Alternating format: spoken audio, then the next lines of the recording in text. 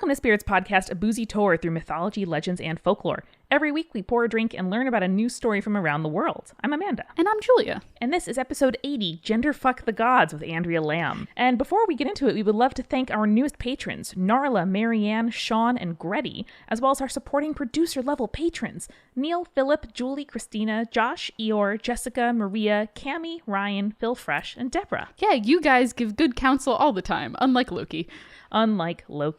And similarly, like changeable, but also just way more dependable, are our legend level patrons: Sandra, Audra, Mercedes, Ashley, Buggy, Ashley Marie, Leanne, and Cassie. You all definitely are full and complete people, and you have your soulmate, and it's you. You are your own soulmate.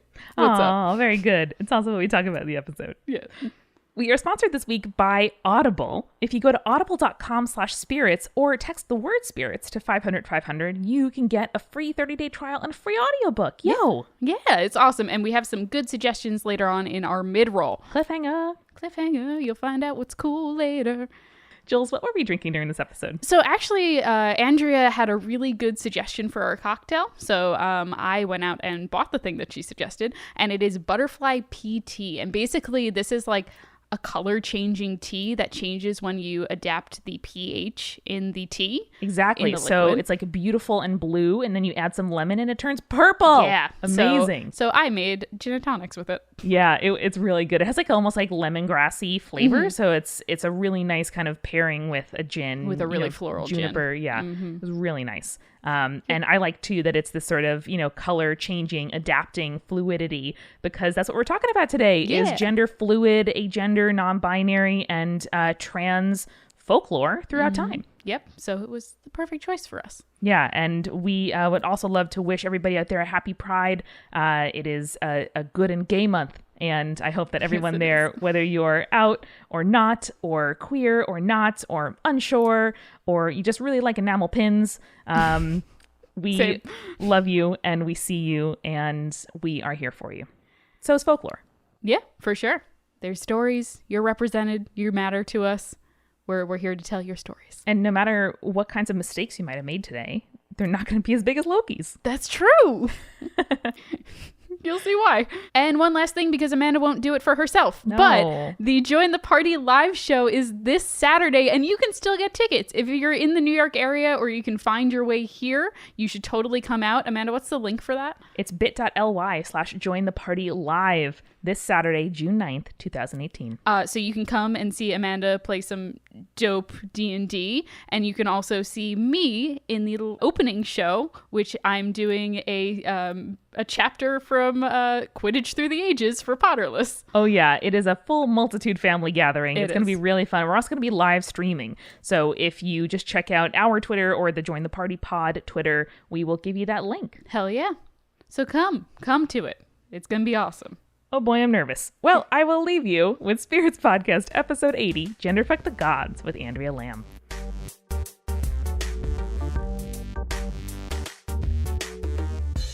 We are so excited to welcome to the pod one of the first friends of the podcast, the publicist and writer and actor, Andrea Lamb. Hi all. Well, welcome. Hello. I'm very excited to be here. Yes. You're definitely our most stylish guest. That's like, no offense to our previous guests, I mean, but Andrea brings it at like 13.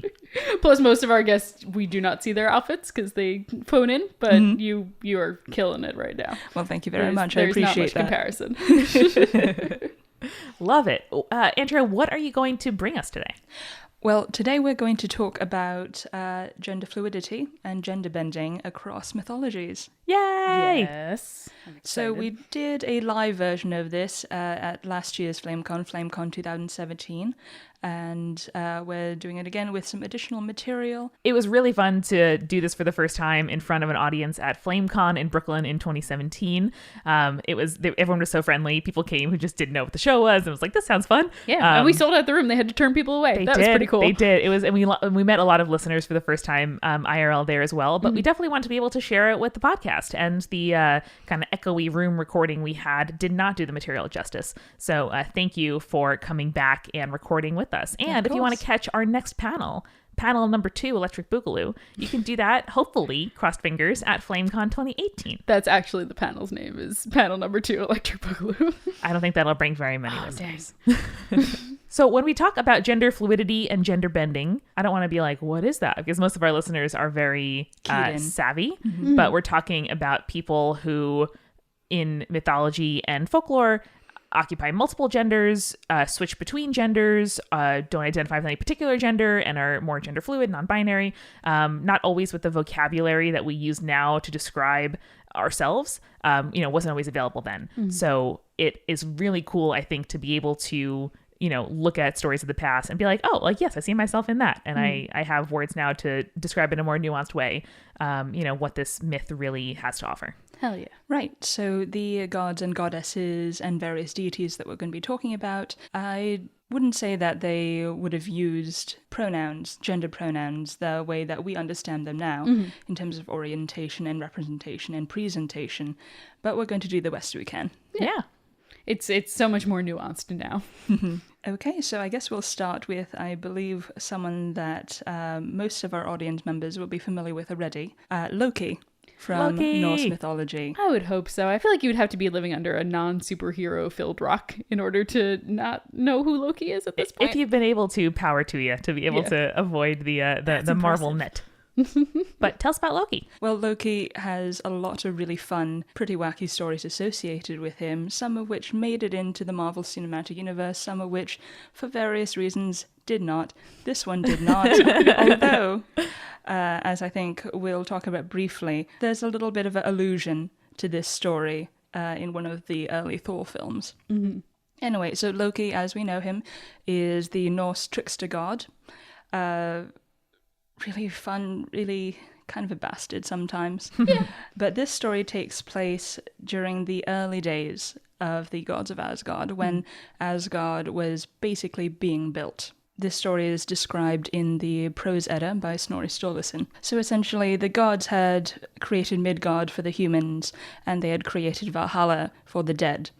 And they were in the process of building up the realm of Asgard, and they decided that they needed essentially to make it a fortress, to make it as safe as possible for themselves and for the rest of the world. Sure. Makes sense. And I mean, as we know from Norse mythology, the gods are aware that they will eventually die at some point. Exactly, yes. Yeah. So they were very concerned about these sorts of things. I would be too. Me too. Facing my own mortality is kind of hard. So essentially the gods undergo a search, and they find a master builder who offers to build them these fortress-like walls. I believe the original deal was over the course of 3 seasons that he would build these walls.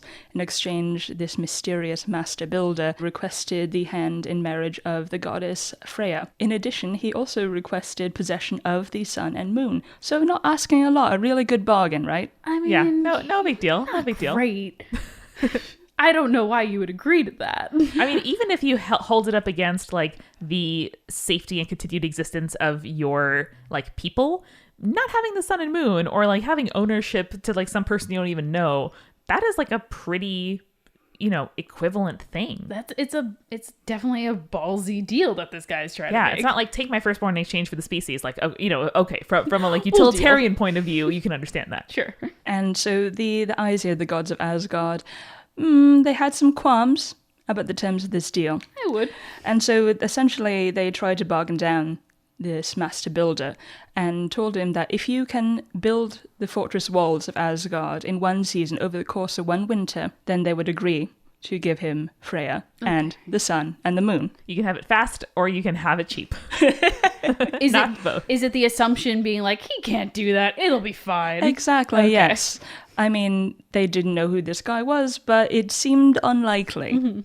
And so the master builder found this a little bit iffy, obviously, and so he bargained harder. And eventually the gods and the master builder worked out that, yes, the master builder would build the walls over the course of 1 winter, but he would also be allowed the help of his horse, named Svalufari. He was not allowed the help of any other human or humanoid being, but he was allowed the help of his horse, presumably to heft all the stone and wood and all of the heavy lifting, literally speaking. Fair enough. So he couldn't private contract it. He couldn't delegate it out to other people. He had to do it on his own. Pretty much, yeah. Gotcha. And so the person who oversaw this bargain, this is important, was Loki.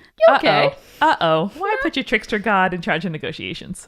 Right. So Loki was the one who said, yeah, okay, let him have his horse, essentially. This is important. Because as the winter wore on, it was very clear that this master builder was not who he said he was. Oh no. He built the walls much more quickly than the gods anticipated, and clearly they thought they were in trouble. Ooh. They would have to give up the goddess Freya, they'd have to give up the sun and moon. Not good. Good negotiating advice. Make sure you're willing to do what it is that you say you do. Exactly. And also, don't listen to your trickster god. Never. In general. Ugh. So it was almost summertime, and the walls were nearly complete. The gods were rather worried. And so they looked at Loki, who makes bad decisions, Loki who, according to the Jesse Bjork translation of the Prose Edda, I love this, Loki, son of Laufey, the one who counsels badly in most matters. Hard saved. I love it. Don't listen to the trickster god, don't listen to Loki. This, I do like that they, for whether intentionally or not, they translated this pretty well into the Marvel films. Loki, in every incarnation, makes bad decisions. Yeah, or like listen to his advice and then do the opposite. Pretty much, yeah. So the gods, seeing that the walls were nearly complete, that they'd have to give up the sacrifice that they had technically agreed to, they went to Loki and said, you know what? You screwed this up for us. You fix it. Okay. Loki had a bit of a think. And Loki had a look at Svadilfari, the master builder's giant horse, and decided, you know what? I know what I'm going to do. I am going to transform myself into a fecund mare and attract the horse, distract the horse, and the walls will not be completed in time for summer. Loki goes, hold on 1 second. I have a plan. I'ma fuck that horse. Exactly. I'ma fuck that horse. God You know, bless. they don't exactly say, I'm going to fuck that horse in the Prose Edda, but That's fair. Not in that translation, at least. it's, you read between the lines. Yeah. Oh man, Loki. Oh man. I mean, there's better ways to distract people from work, I guess. And like any plan that involves like a cross-species transformation might be too elaborate. I feel like Loki is just like the Norse mythology equivalent to the disaster buy trope. Oh, Pretty much, yeah. Yeah. That's pretty on brand. Oh, I identify hard. Summer's almost here.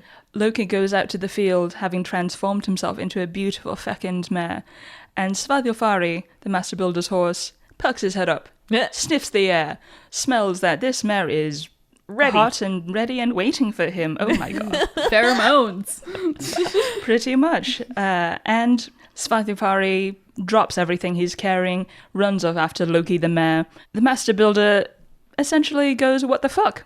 What's happening? I can't finish these walls in time without my huge magical horse who has gone off with this trollop. I want to refer to Loki as a trollop constantly now. Oh, yes. Yeah. A trollop across species. Yeah. A non-discriminatory cross-species. trollop. Yeah, absolutely. Like multi-gender inhabiting trollop. I love Pretty it. much. Loki the mare leads Svadilfari the horse on a chase day and night. Again, the Prose Edda leaves this out, but things happen in the forest. As they do. Things will happen in the woods. And then the sun rises on the first day of summer, and the walls are incomplete. Almost done, but Hey. incomplete. The master builder rages and rages because he was denied his end of the bargain. He was denied the hand in marriage of the goddess Freya. He was denied possession of the sun and moon. And in his rage, he revealed himself to the gods of Asgard. The master builder was actually a giant. Whoa. And so the bargain was broken, fairly, not fairly. You know, we don't decide these things. It's between the gods and the giants. Sure. And Thor comes back all of a sudden from wherever he was. Thor's always coming and going, man. Thor's always like just rolling out of some party back to Asgard, being like, what's up? What's going on? Thor's the guy that wanders into the bar when everyone's like wrapping up to leave, be like, yo, time for shots. Yeah. Yeah. Essentially, yes. So Thor comes back from wherever he was and smashes the master builder giant's head in with his hammer. No. Solid choice. No need to worry about this bargain anymore. Done deal. I mean, I guess so. So we would like to say it's all set. It's fine.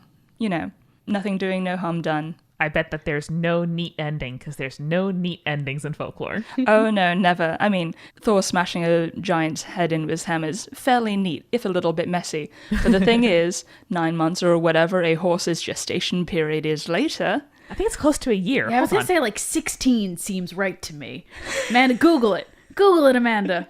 Tell us that horse birth. 11 to 12 months. Yes, solid. So a year later. So about a year later, give or take, Loki the mayor, well, we actually don't know if he is still a mayor at this time. We don't know if he is transformed back into his humanoid That was going to be my god question. form. Yeah, Ah. we don't know exactly how he gave birth. The thing is, Loki got knocked up, and Loki gave birth to Sleipnir, an 8-legged grey horse.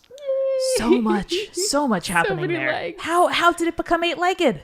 We don't know, probably through godly interference. I mean, I guess I'm asking specific questions about a tale that really defies logic. So I might retract that, but I don't know. Wow, it's so much.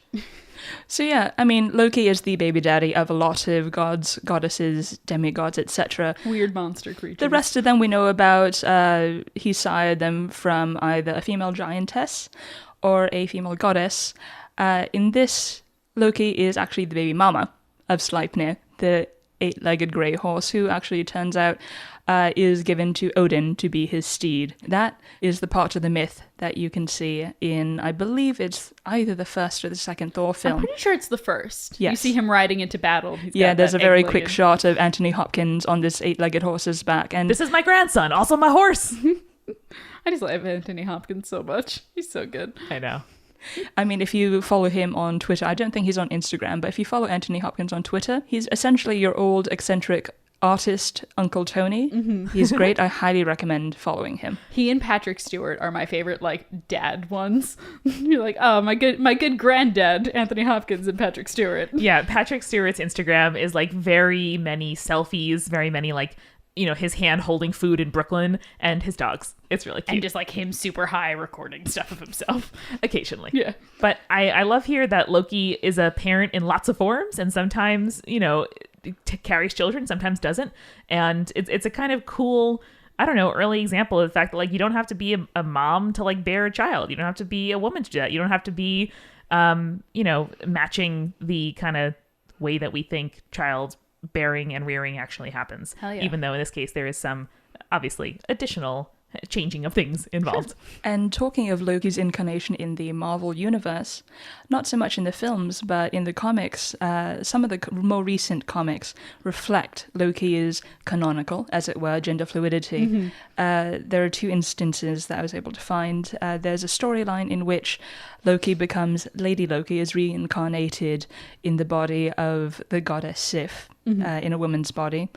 And there's another story, the Agent of Asgard, storyline in which Loki is Loki, but Loki is also bisexual and gender fluid. Yeah. Hey, Hell yeah. and lots of fanfic in which Loki's gender identity is really like seriously and in a nuanced way and like beautifully written, you know, considered and dealt with and used in a very cool manner because fanfic writers are often queer and non-binary and awesome and like we want to think and talk about this kind of stuff. So the fact that there is some not only like source material but also historical analog to be able to engage with that stuff, I think is really cool. And just to wrap that up, there is another instance of Norse gods' gender transformation in contemporary transformative media. I'm not sure if a lot of Spirits listeners will be familiar with. I hesitate to say go and watch it, but it's pretty fun, especially if you're a little bit tipsy. But the recent television series from New Zealand called The Almighty Johnsons. Yes. Yeah. Loki is characterized as a dude. There's no real canonical gender fluidity going on with Loki in particular in The Almighty Johnsons. But there is an episode, I believe, in the second series. Oh, and to back this up a little bit, The Almighty Johnsons was a television series in which most of the Norse gods were reincarnated in New Zealand as Kiwi Bros. Aw, adorable. Eventually, they fold in some of the Maori pantheon finally, but it's largely to do with these variously slacker bros in and around New Zealand dealing with what it means to be Norse gods. I mean, if we're gonna think about ways to characterize gods in the modern times, like since 2016 TM, we've been calling the Greek gods fuckboys. Like Yep. we know what we're doing. We know what's up. Oh yeah, the Almighty Johnsons are definitely all fuckboys. Nice. So there is one episode, though, in the second series in which Odin, young, early 20-something Odin, who's technically a student, not really. Student in name only. Yeah, classic Kiwi slacker. But he wakes up one morning and he is in the body of a beautiful young woman. What the fuck? He says. What the fuck? All his brothers say. Essentially, it's a fairly fun episode. The conclusion that all the brothers, the gods, come to is that for whatever reason, Odin has been transformed into a woman because he needs to learn some sort of lesson or gain some sort of information. Sure. He has to interact with all his fellow pantheon members in this new body. Some of them figure it out, some of them have no idea. And who is this young, beautiful woman? Can we fuck her? It gets a little messy. Right. Eventually, the resolution comes when at the end of the episode, Odin, again in the body of this beautiful young woman, sleeps with a goddess, specifically the character who's meant to represent the goddess Sjöfn, who is the goddess of marriage, incidentally, this is important, sleeps with her and wakes up back in his normal male Odin body. So are we meant to derive from that he did have to I don't know, like is there a significance to the fact that it was sex that ended his sojourn into the female body? I think the subtext, certainly, is that it was important. It was interesting that he ended up sleeping with the goddess of marriage, who's canonically bisexual, which is great. That turned out to be the knowledge he needed to find in order to transform back into his normal body. So learning about commitment probably was the... Yeah, something like that. Or, the classic, what do women want? Oh, God. Yeah, which we've obviously seen done very badly in a lot of media. But, there are also so many, valuable essays and memoirs by trans people who talk about the fact that, having such a unique perspective on the way that gender is, perceived and coded in the world. Being able to say, things that people who, are cis and grow up as and present as one gender their whole lives, don't necessarily know. So there is knowledge to be gained in being gender fluid or trans. So that's kind of neat. Right, exactly. Existing in the in-between or moving between spaces. Liminal spaces? Boo-boo. We need a liminal spaces t-shirt, I think. Yeah, I think so. Which actually brings us really nicely to the next story that I'm going to tell, which is the story of Tiresias from Greek mythology. Sweet. So Tiresias, I believe a lot of people will be familiar with him from the Odyssey. He is essentially a seer, has the gift of prophecy. How he came to the gift of prophecy is a bit of a longer story.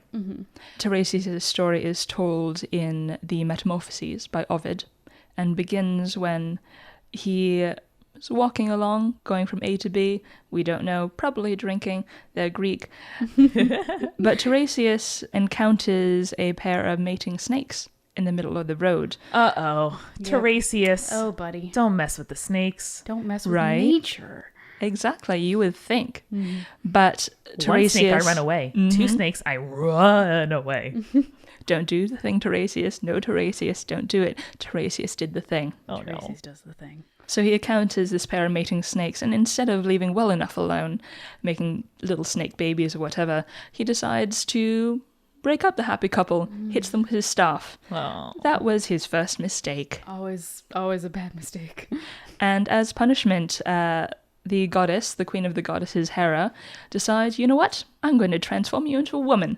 I'm going to transform you into a woman for 7 years. Tiresias lives as a woman for 7 years. He becomes a priestess of Hera to try and regain her favor. You would hope that you would get it the after first that. good decision Yeah. that Tiresias has made this entire story. Exactly, yeah. He or she, since she is at this time living as a woman, she marries a man has children by this man. One of those children, a daughter named Monto, turned out also to be a seer, so that at least passed down. Oh, cool. There we go. Wow. And after the end of 7 long, or maybe not so long, as we'll see, after 7 years, she encounters another pair of mating snakes in the middle of the road. We don't know if it's the same Don't road. touch them. They're just a lot of snakes all over Greece, and a lot of them are fucking. I mean, sure. Having learnt his lesson from 7 years previous, Tiresias leaves this pair of snakes alone. Good Again, move. little snake babies. Wonderful. And as a reward, Hera turns Tiresias back into his old body, that of a man. Mm-hmm. This 7-year span is very important to Tiresias' story. Through it, he essentially learned to see life from the other side of things. He basically leveled up in wisdom Yeah. through experience. The wisdom score is now +3. Yeah. Yeah. Turn into a woman because you messed with some snakes. +7 XP. After all this is over, sometime later in life, again, we don't know, it's a very squishy, timey-wimey, wibbly-wobbly, whatever, Zeus, king of the gods, king fuckboy, pulls in Tiresias into an argument that he's having with his wife, Hera. Oh, buddy, no. Uh-oh. You know that he's gonna side with Hera. Come on. Well, actually, Really? All right, here we go. so the argument that Zeus and Hera are having is that Zeus believes that women get more pleasure out of sex, and Hera believes that men get more pleasure out of sex. And they pull in Tiresias because he has experienced both sides of this. I mean, assuming a binary, but he's experienced sex in 2 bodies. Yeah. Yeah. You would think that he would side with Hera that men have more pleasure, because this is a patriarchal society, etc., etc. What is a clitoris? Right. Yeah. People still, Andrea, don't know that answer. They still are searching elusively. For the clitoris. Jesus. And this is how we end up with a romantic comedy with Mel Gibson as the lead. Oh, no. No. Patriarchy. We blame patriarchy for that. Too. Toxic masculinity makes men suffer too. This is true. The thing is, Tiresias sides with Zeus, that women have more pleasure. You know what that means, though, is that these people are not communicating in bed properly. No. Because if Zeus is like, surely this experience must be better than what I'm experiencing, and so does Hera, probably y'all need to talk and figure out which yums align and go for it a little bit better. So Tiresias had to actually live in the body of a woman to understand that there is a clitoris. It exists. It's fantastic. Yeah. Yay. Unfortunately, Hera is not pleased with Tiresias' verdict. She never is. Uh-oh. Yeah, right? Is there a story where Hera woke up, had a great day, and then slept early and didn't wake up in the middle of the night to pee? I think there's 2. I have a soft spot for Hera. She does not have a happy life. Oh no, she is a wonderful goddess and deserves better. I know, but and We're Team Hera here. examples of women being dissatisfied and fucking doing something about it, I very much appreciate. Hera, as well, being the goddess of marriage, has a lot of experience with this. Yeah. Yikes. Hera, being deeply displeased, blinds Tiresias. Yeah. And most of the stories that we have, including Tiresias' appearance in the Odyssey, are after this point, when he is walking the world as a blind man. And in T.S. Eliot's Wasteland, which is the place that I first learned Tiresias' name. It's just kind of a passing reference, but characterized as an old blind man, kind of, casting out for wisdom. Exactly. Zeus feels kind of bad for the dude and gives him the gift of prophecy. Previously, he read the signs, he read the auguries, but Zeus properly gave him the gift of foresight. Right. And apparently the lifespan of 7 men. So he spent 7 years in the body of a woman. He spent almost 7 lifetimes as an all blind man. Not sure if that balances out really, but he had 7 years of good memories to think back on. That's true. And apparently more wisdom than most people who experience life in one body. Exactly. I can't believe this is actually real. Julian, do you want to get some more G&T with me? Oh, yes, please.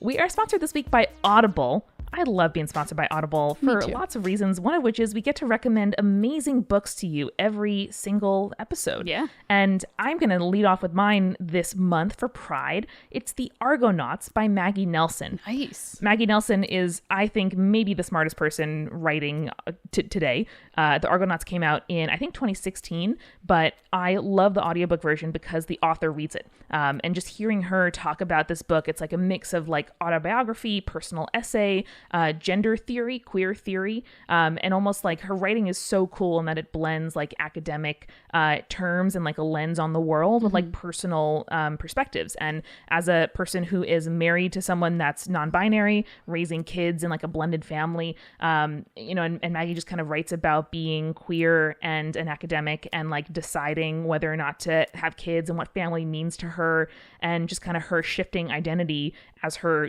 partnership and family has changed over time.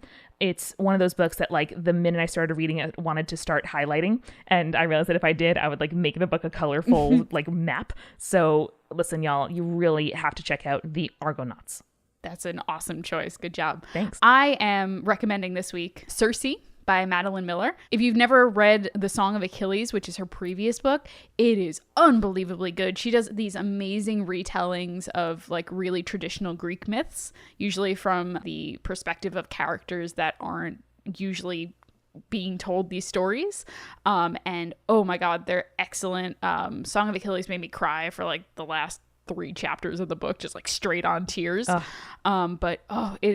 It's excellent. We've talked about Circe on the show before, which is why I recommend it. It's really, really interesting, and the perspective is really good, and it's super feminist, and I really, really enjoy it, and I think all of our listeners will too.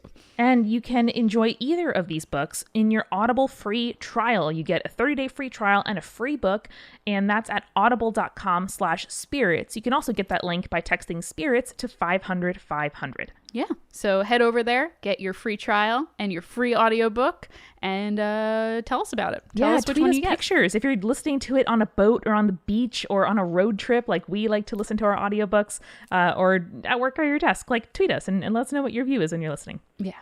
All right. So thanks again, Audible. That's audible.com/spirits or the word spirits to 500-500. Now let's get back to the show. So we have another story of gender fluidity and gender bending in Ovid's Metamorphoses. And that story is that of Hermaphroditos. It's almost like you're metamorphosing from one gender to another. They planned this really well. Moved around index cards with the plot and, story structure. Oh, yeah. They were like, what is the pun potential? So Hermaphroditos was a young god, a beautiful young god, the son of Hermes and Aphrodite. All right.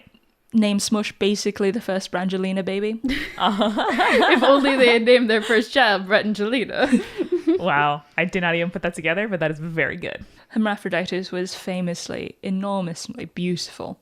Slim-hipped, all of those things that you want I don't know. In a person. In a person? Yeah. Androgynous appearing is kind of best of both. I mean, as the son of the goddess of beauty and sexual love, I mean, you would expect that your kids would be at least a little bit pretty. Yeah, you would hope so. I don't know. My parents were athletes and met at like a college frat party, and I turned out. You turned out fantastic. I'm very pale and soft and enjoy reading and indoors.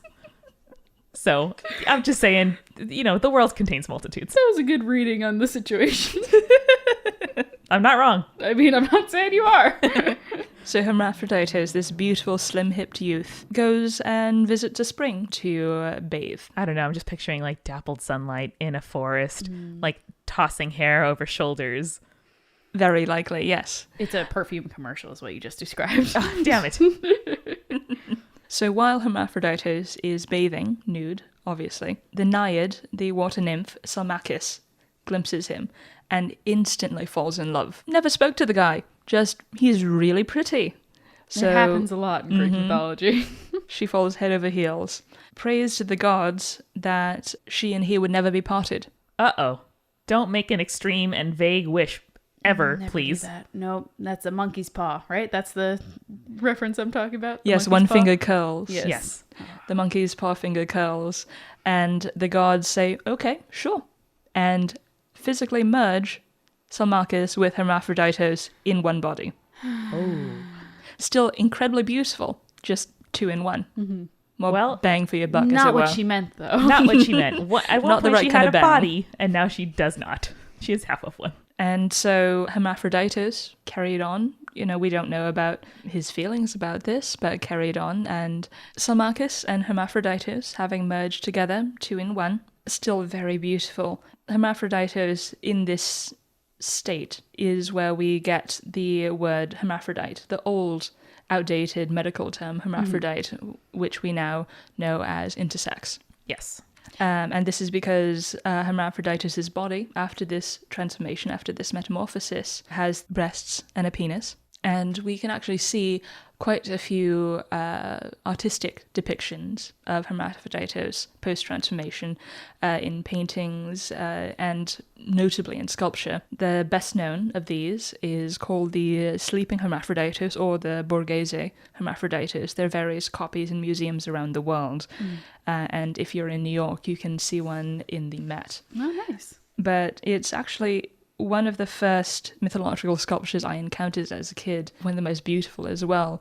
Typically, if not depicted as a figure standing, the sleeping Hermaphroditus is depicted as a person lying mostly on their front in bed. Notably, one of my favorite words derived from Greek, notably Kallipigian. Kalipagos in ancient Greek means having beautiful buttocks. Yes. Shout out to Perseus holding the head of Medusa in the sculpture hall. Best butt of all time. Yeah, it's just like gently cocked to one side. I know. There's so very proud of it. strong side definition. We don't talk about side definition on butts a lot. It's very good. I mean, my personal favorite butt is... I'm sorry to make you stoop to our level. My most favorite arse in a museum may be, I believe it's called either The Fallen Gladiator or The Wounded Gladiator by, I kid you not, a guy named Thomas Rimmer. Thank you very much. Great. Match made in heaven. You can see one of the versions in the Met, I believe in the American Courtyard. Yeah. Bronze, a gladiator, semi-clothed or nude, falling backwards into space. And honestly... Nice clenched glutes. I like it. Yes. TMI, but every time I pass by that statue, I want to climb up on the plinth and just sort of plaster myself on it gently. Just like cup it. I love Both hands cup it. Well worth a visit to the American wing. I challenge you listeners, hashtag my favorite arse. Please share with us photos of your favorite butts in sculpture and fine art. And of course, tag us in that. Obviously, tag at Spirits Podcast. But yes, of course, the Greeks would have a word specifically to express the idea of a beautiful behind. Obviously. Yeah, I assume that like when a society sort of evolves to an almost like decadent level, like all you do is just sit around and be like, well, that arse is really more Kallipigian than whatever. Like you just really get into like specific taxonomy. Oh, man. I love butts. Butts, they're great. Across, it doesn't matter what your gender is. Doesn't matter what your orientation is. Butts are great. Butts are just always good. And so the sleeping Hermaphroditus is a Kallipigian figure, lying mostly on their front. From the front, you can see breasts, but when you round the sculpture, as it were, when you see the reverse side of it, you can see the penis and genitalia. It was a very popular subject throughout art history, so it's nice to know that these things, I mean, we can't say whether or not various cultures, to the depth to which various cultures accepted gender fluidity, intersex bodies and people, things like that. But it feels good to know that you can see these beautiful objects in museums around the world. Mm-hmm. Yeah, it is, I suppose, a form of objectification, but especially when there's this history of horrible, not just medical objectification, but also like, surgeries without people's consent and like horrible kind of botching of bodies in a effort to, quote unquote, like correct them. It is much better to see a, really lovely and heartfelt study of a body that is not just one thing.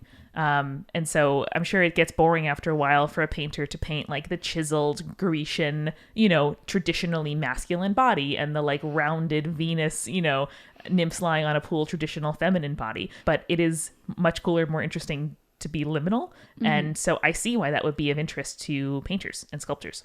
I feel like fertility, the idea of fertility And the concept of marriage comes up a lot in these stories. I mean, in general, sure, but particularly in these stories of gender fluid, godly bodies. Hermaphroditus, in some regions, in some aspects, was worshipped as a god of marriage. That's pretty cool. Right? The uniting of what is traditionally male and female, but actually we realize is lots of other things. But I see the application.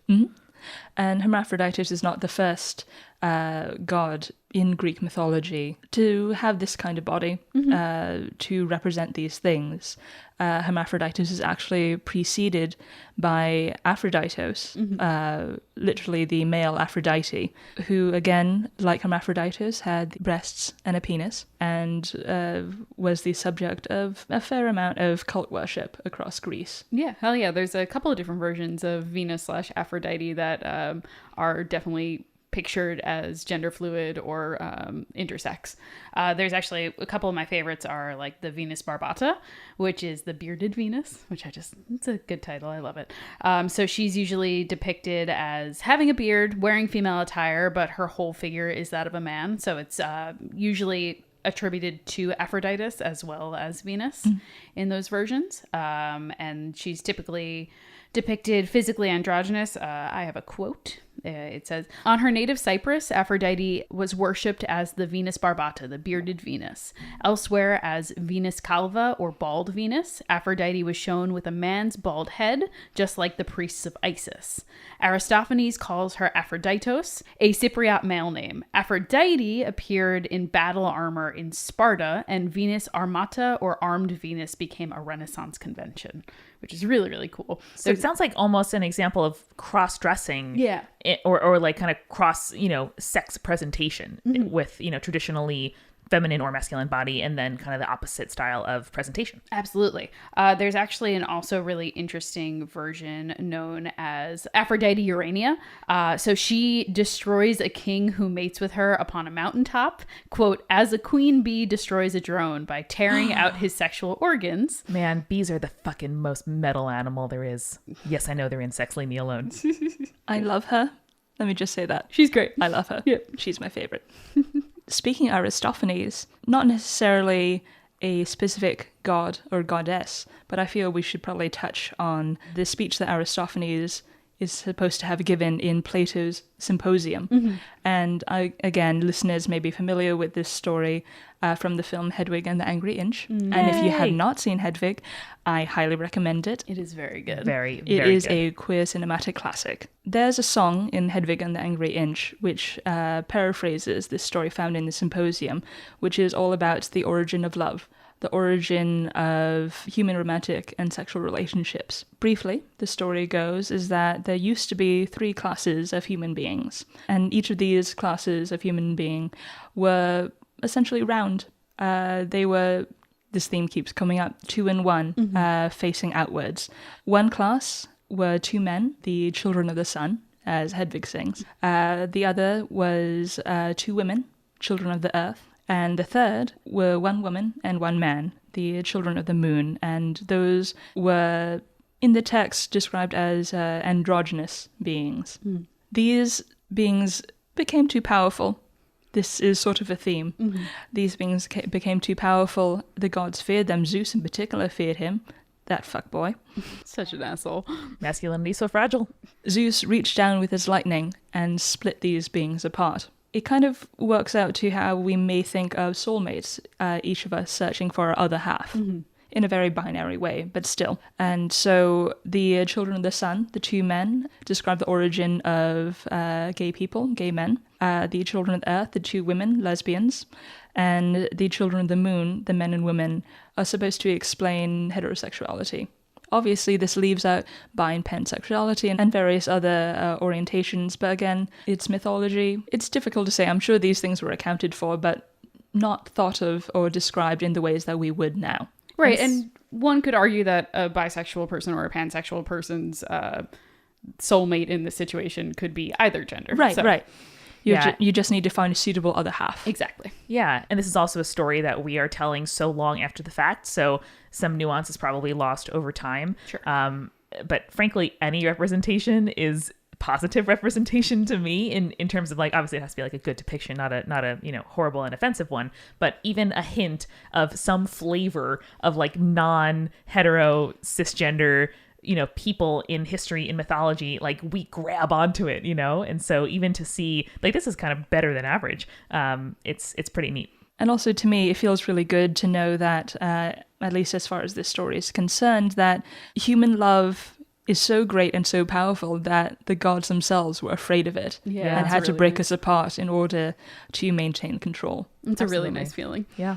And there's no one right one, that it's just that longing for whatever puzzle piece fits into yours, you know, Exactly, and yeah. matches your own. And so to move away from the mythology of the West, one of my favorite goddesses, or gods or deities, as it were, is Guan Yin, who is known by many names across Asia, East and South. Listeners may know her as the goddess of mercy. She was a bodhisattva, an enlightened being of compassion, of mercy. The Chinese name Guan Yin comes down through the ages from the Sanskrit deity Avalokiteshvara. That was an amazing pronunciation. Best pronunciations ever been on the so show. happy. My apologies to any Sanskrit experts. You probably nailed it. Don't play. Guan Yin is derived from Avalokiteshvara, and is depicted in art, in painting and in statuary at various times through Asian history as male or female. Cool. Sweet. Generally speaking, towards the modern era, Guan Yin is more commonly depicted as female, but the male aspect of Guan Yin is definitely very present and well acknowledged. Cool. So according to the Lotus Sutra, one of the most important texts we have, so according to the Lotus Sutra, Avalokiteshvara could assume any form needed in order to transmit and to teach the lessons of Dharma, of compassion, of mercy. So Avalokiteshvara could appear as a man, as a woman, as young or old, as human or animal, or anything necessary really to reach a person. That's really profound. It really is like cutting through all of the societal BS that prevents us from seeing other people as the like complex individuals with, you know, like vivacious inner lives just like our own, that society teaches us to be, you know, fearful of. Yes, and basically it was that whoever you are, whatever your place in life, Avalokiteshvara had the power to come to you in whatever manner or aspect that you would respond to most. Yeah, that's like meeting your students where they are in the most profound way. Meeting halfway, yeah. Yeah.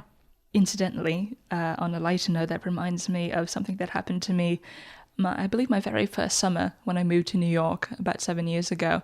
I was on the A train, and there was a street preacher on my subway car, and he gave this sermon, essentially, to all of us. I remember very distinctly he was talking at one point about how God, and it was specifically the Christian God that he referred to, he was talking about how God is many things to many people. Mm-hmm.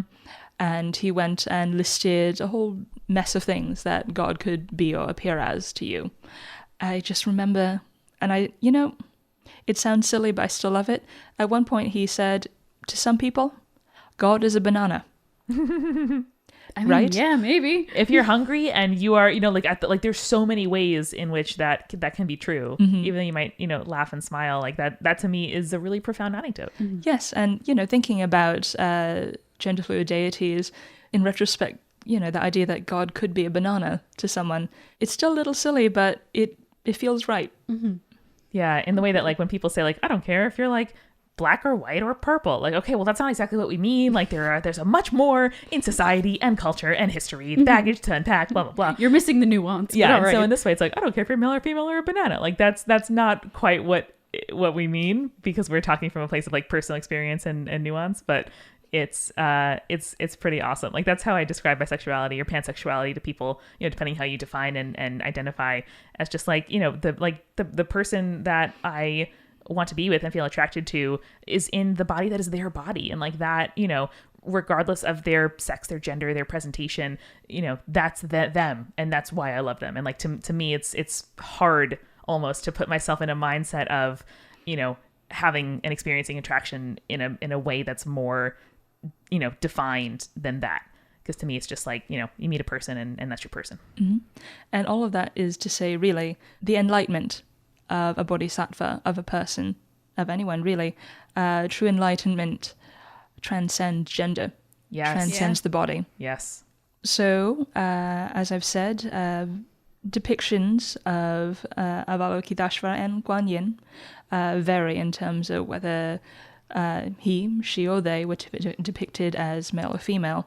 But Guan Yin, generally speaking, popularly known as the goddess, again, of mercy, could well be considered male or female or genderless or agender. And so having talked a bit about Guan Yin, about Avalokiteshvara, I'd love to talk a bit about the composite Hindu god, and I apologize to all Hindi-speaking listeners and friends if I mispronounce this. We're constantly apologizing for that, so don't worry. We're like someone you invite over for dinner and they're a little bit too eager, or they use the wrong utensil, or they like eat with their hands when they're meant to eat with a fork, or vice versa. And it's like, no, but I really love the food here, and I'm so sorry. I'm just trying to appreciate what. I mean, I work at a cheese shop, and a lot of times people walk in and be like, "Oh, you guys have Asagio. I love Asagio cheese." I'm like, I'm so glad. I'm just gonna cut you your cheese. I'm so sorry. If it tastes good, it tastes good, and everything else is details. And so, related somewhat to the story of Avalokiteshvara is the story of the Hindu god Ardhanarishvara, a composite god, popularly known as the Lord who is half woman. Ooh. Ardhanarishvara has a lot of different names in Hindu and related mythologies. Pretty much all of the names allude in some way to this duality or multiplicity of gender. So Ardhanarishvara is, again, we return to the idea of two in one. Mm-hmm. This time, unlike, say, Hermaphroditus, who displays the secondary and primary sexual characteristics of man and woman, Ardhanarishvara is literally split down the middle. Wow. When you look at them. One half, typically the right side of the body, the male half is half the god Shiva. Mm-hmm. The other half, the left side of the body, is the female half, Parvati. Wow. Shiva and Parvati were married in Hindu mythology. Essentially, Ardhanarishvara was meant to represent the inseparable union of the masculine and feminine principles of humanity, of the universe. That's really That's sweet. awesome. Like I like in that a a lot. person, in a marriage, if that applies, in society, in just, thinking and psychology, it makes so much sense to code those things as like, different names we have for different, experiences and like sets of characteristics, and not as like two lanes. You must choose one. You must tick one box. You must use one bathroom. Like, fuck you, Hindu cosmology being very complicated, in broad strokes, the masculine principle energy is called Purusha, which is, we can say, the universal spirit. The feminine principle or energy is Prakriti, or matter. And so the right half of Ardhanarishvara, Shiva, is, among many things, the god of destruction and creation. And Parvati is the goddess of fertility and strength and love. And again, this idea of these two gods who are, in mythology, married, coming together in this composite god, literally, the marriage of two minds, of two bodies, was very much celebrated. So, in many aspects, for many reasons, Ardhanarishvara is enormously significant and is not the only composite god in Hindu and related mythologies, actually. Ooh. Which is delightful. Not by the name Ardhanarishvara, but this two-in-one deity is alluded to in the Mahabharata. Shiva speaks of this aspect of himself, who is part female, part woman, and I believe at one point speaks to Parvati, alluding to their union in this body. Yeah, so it's not just like two separate selves that happen to share a body, but there is some like duality in both of those identities, which is pretty dope. Ardhanarishvara is not the only composite god in Hindu and related mythologies. Another significant deity is called Vaikuntha Kamalaja, otherwise known as Lakshmi Narayana. This god is a regional derivation of Ardhanarishvara, I believe mostly found in Nepal and I think the Kashmir region. So again, half and half. The right half is male and is the god Vishnu, another of the great gods, along with Shiva and Krishna. The left half is female and is the goddess Lakshmi. And again, these two gods, Vishnu and Lakshmi, in the mythology are married, are linked together in other ways, including in this one body. It makes so much sense to me to have that as a kind of prevalent, or at least a present characteristic in religion, because, you know, you can read this story as sort of arguing that gender fluidity, gender fuckery, however you define that as being, you know, non-cis or non-heteronormative, is a feature and not a bug. Like, it gives you more access, more experience, you know, more kind of enrichment, more perspective. Greater acknowledgement of the vastness of humanity. Right. Yeah. And especially if you're a god, like, of course you want to experience and understand, like, the full scope of what life on this planet has to offer. Oh, for sure. And I think that it kind of, especially these last two that you featured there, definitely highlight the fact that, like, human balance features both, quote unquote, the masculine and feminine. Like, we're not wholly just feminine or wholly just masculine, no matter how we're presenting, because it is a spectrum of, like, you know, how we present and how we see ourselves. Yeah. And that's true for, you know, cisgender people. That's true for heterosexual people. When we start to kind of enforce the boundaries of this is masculine, this is feminine, this is what this person should be, this is what that person should be, you know, that's really where we get into trouble and toxic cultures and patriarchy, you know, and other toxic masculinity, like these forces that really impact everybody badly. And yet, you know, we cling on to the thing that we know. Yeah, I think it's a good rule of thumb is that if the gods think it's important, it's probably important. So having a balance, that's important. Yeah, balance is definitely important. So I don't know. I mean, to me, this is why we do this project, because there is so much value in looking back at history and finding examples of yourself and finding messages that mean something to you. That's what stories are for. I don't know. It means so much to me to be able to look back and see these examples, you know, as problematic as some of them were. Maybe this wasn't what was intended, you know, by the representation of these gods in this way. But, like, we are the ones living now. We are the ones telling these stories. We are the ones who get to decide what they mean. I really enjoy stories like this, where the gods and other mythological beings, I mean, in our contemporary framework, we might consider them trans or genderqueer or the like, gender fluid, partially just because they're pretty great stories and they speak to ancient peoples having perhaps a much broader view of divine and human sexuality than we might ordinarily think, but also being a genderqueer person. I'm not particularly religious or spiritual, but being a genderqueer person and someone who is very interested in these stories, it just genuinely feels really good to be able to see myself and my friends in these stories in some way. Yeah. And hopefully some of our listeners will feel similarly. Absolutely. And it doesn't have to be your divine in order to be divine. Like, you know, this is something that human beings have considered to be worth worshiping in the past. And hopefully that means that we're only going to get better at loving people who are different going forward. Yeah. So, Andrea, thank you so much for bringing us these myths. Oh, thank you very much. It's been such a pleasure. And remember, listeners, Stay creepy. stay cool. Fuck the binary. Spirits was created by Amanda McLaughlin, Julia Schaffini, and Eric Schneider, with music by Kevin MacLeod and visual design by Allison Wakeman. Keep up with all things creepy and cool by following us on Twitter, Tumblr, Facebook, and Instagram @Spirits Podcast. We also have all our episodes, collaborations, and guest appearances, plus merch on our website, spiritspodcast.com. Come on over to our Patreon page, patreon.com/spiritspodcast, for all kinds of behind-the-scenes stuff. Throw us as little as $1 and get access to audio extras, recipe cards, director's commentaries, and patron-only live streams. And hey, if you like the show, please share us with your friends. That is the best way to help us keep on growing. Thank you so much for listening. Till next time.